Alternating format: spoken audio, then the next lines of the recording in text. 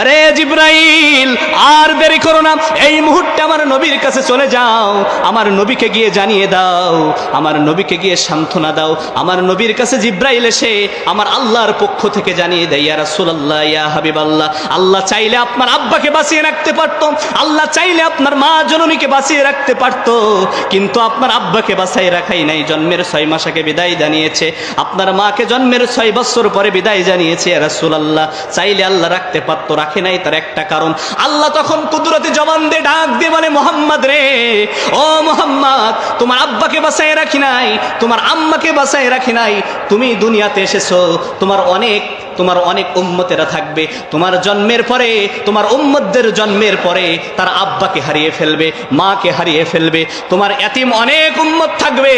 ও মুহাম্মদ রে, ওই এতিমের কষ্ট কেউ বুঝবে না রে মুহাম্মদ, তুমি যেন এতিমের কষ্টটা বোঝো, এই জন্য তোমার আব্বাকে আমি দুনিয়া থেকে বিদায় জানিয়ে দিয়েছি, তোমার আম্মাকে উঠায় নিয়েছি রে মুহাম্মদ।